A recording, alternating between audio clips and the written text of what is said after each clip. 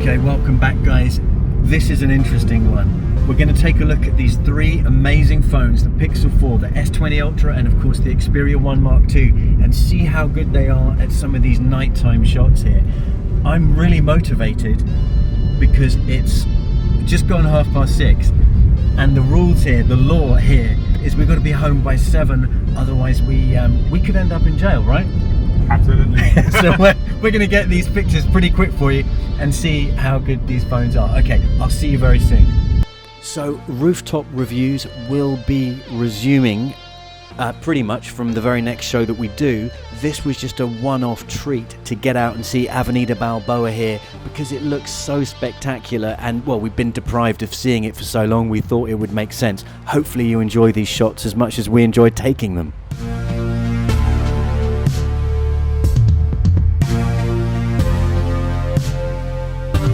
Okay guys, this is filmed now on the front-facing camera of the Samsung Galaxy S20 Ultra, and what we have for you now is a nighttime, almost low light, let's call it low light, Andres, right? Yeah.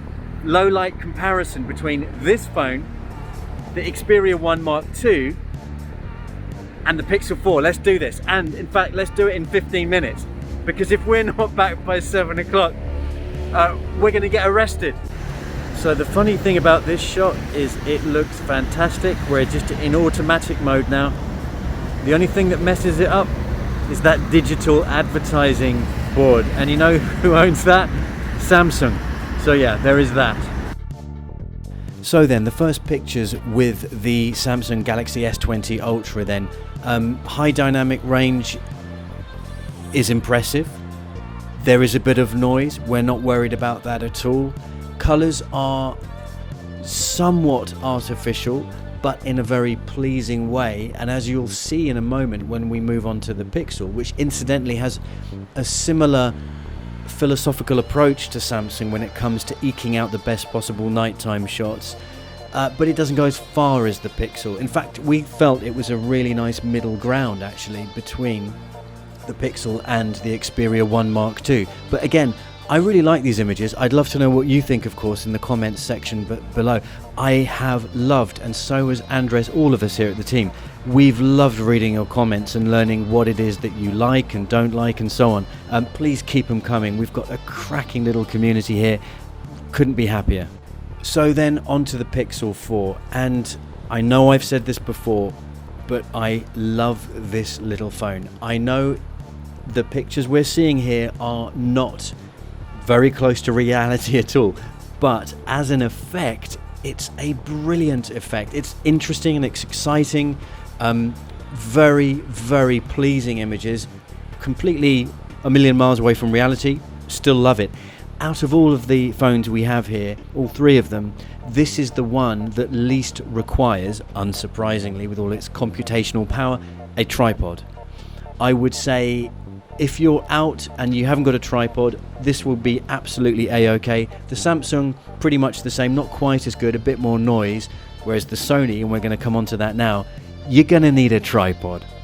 Just before we jump into the Xperia 1 Mark II's pictures, I do want to say that Andres felt the high dynamic range on the Pixel 4 here. It was really worth a special mention. It's very, very impressive. It does look a bit artificial, but as we've said before, as an effect, it's really stunning. So as we get into the Xperia 1 Mark II images now, I do want to give a special shout out to Christopher Cressy in the comments there, regularly, always with very, very wise words. I'm extremely grateful to you, Christopher, because you've added a lot of knowledge here, and in fact there are a number of you out there doing an incredible job at helping me get better at making these videos for you and just sharing the knowledge that you all have.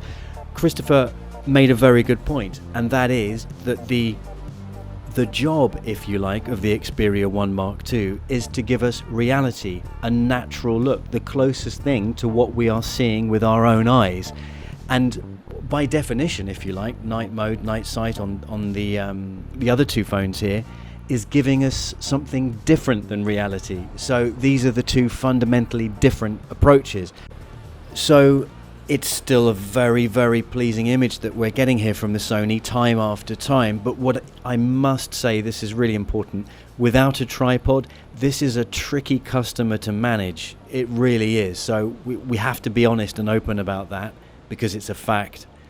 But I want to know what you think of these images, and specifically how you feel they compare. Now, Andres makes a good point here that there is, in automatic mode here with the Sony Xperia 1 Mark II, very little dynamic range. The palm trees, you can see there's very little texture. They're practically silhouettes. The general tone of the image is, well, it's darker, isn't it? So, you know, again, we want to be transparent here and open. Let me know what you think. I really want to know.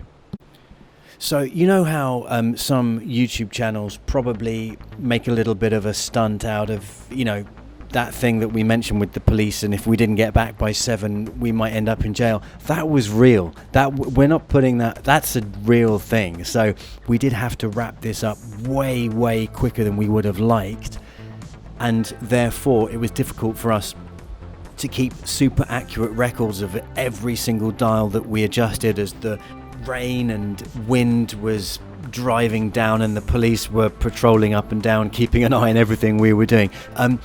But look, it's pretty clear to us that this is the most subjective test. It really is. There's no winner or loser or runner-up or anything like that. It's just a question of knowing what you're getting yourself into, and that you're picking the right phone for your needs and what you want to do. That's the most important thing here. And certainly as far as I'm concerned, and I think Andres as well, he'll tell me if he disagrees, the Sony is, as we've said all along, and even more so, is all about taking the time to get your perfect shot, enjoying the experience, and really getting into the art of getting the perfect shot. And you have to want to do that. Automatic mode, I do wish it was better on the Sony, but again, as we've said before, that's not what this phone is all about. The Pixel and the Samsung, however, you can get a quick shot.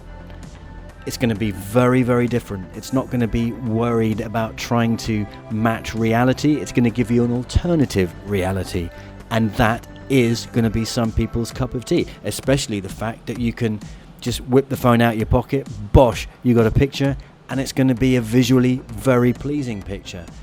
So look, that's my summary.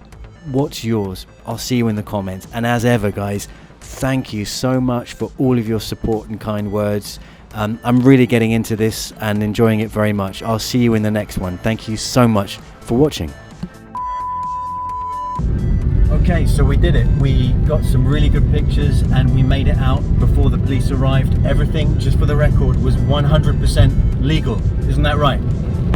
Yep. Yeah. Okay, we'll see you in a bit. I want to give a huge shout out to Matty Pride. I absolutely love his music. I found it only just a couple of days ago on YouTube. I'll put a link in the video description below, but seriously, I really hope you enjoy it as much as I do, because his stuff is seriously good.